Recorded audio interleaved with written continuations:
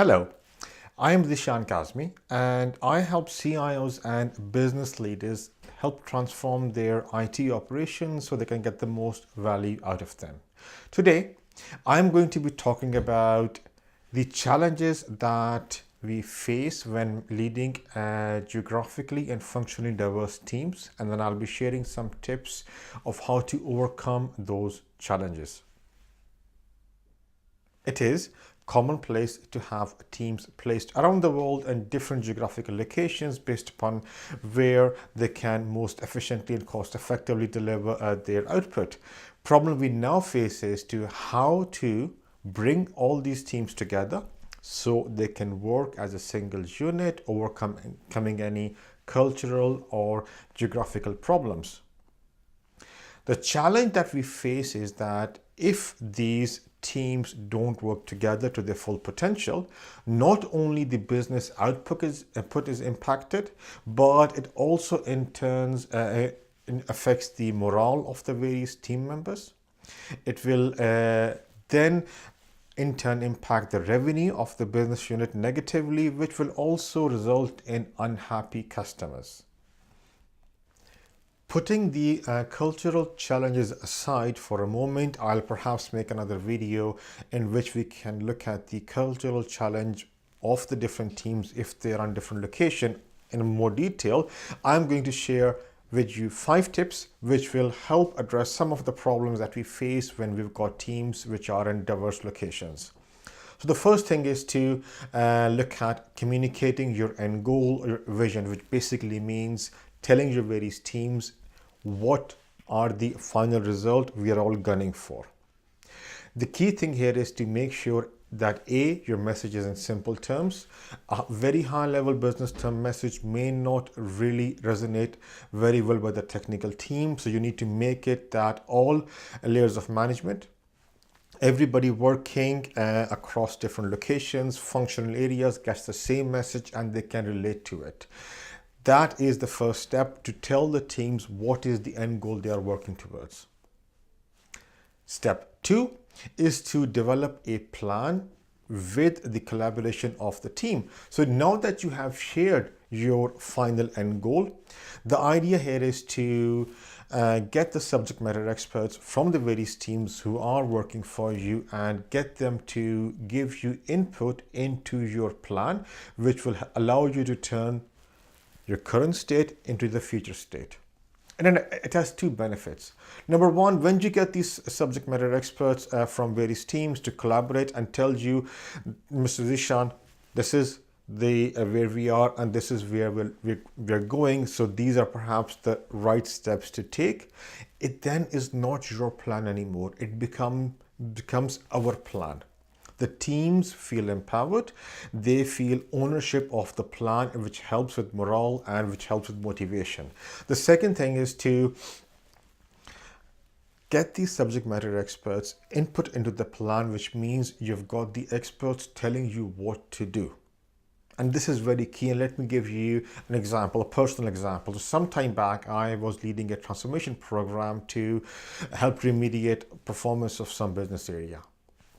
I had 15 teams who I was working with, and to be honest, they all came from different technologies, different functional or business units, and I would not know the details of what each team would do or how they would do it, because I alone can't be a master of every single technology or every single business function. So what I did was simple thing. After telling them what I am aiming for as an end goal, I got these various teams to help me develop a plan, which then became our plan. Had I not done that, I would have been, struggling to turn that transformation program into success. So make sure that you do this, communicate the vision, then help develop a plan with the teams which are working for you, so it becomes our plan, it becomes their plan. There is shared ownership and joint ownership of the vision, so they come behind you, help support you develop what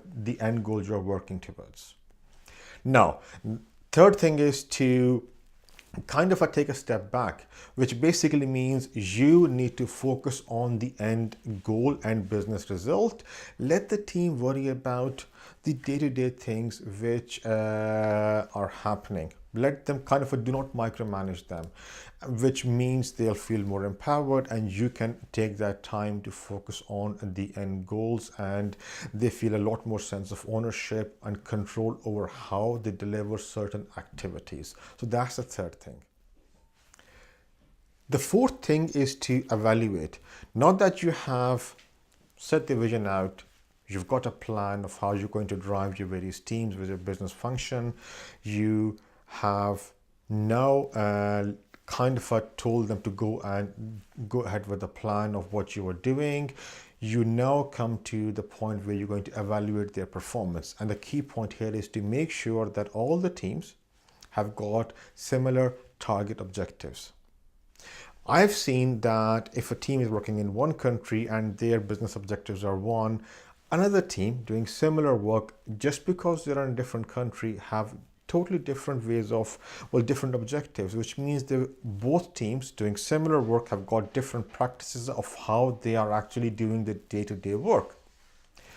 The problem that poses is that with different objectives come different working practices, which brings challenges in these teams gelling together, so they're not supporting each other, which again brings us to initial point. You don't want that. This is what we're trying to avoid.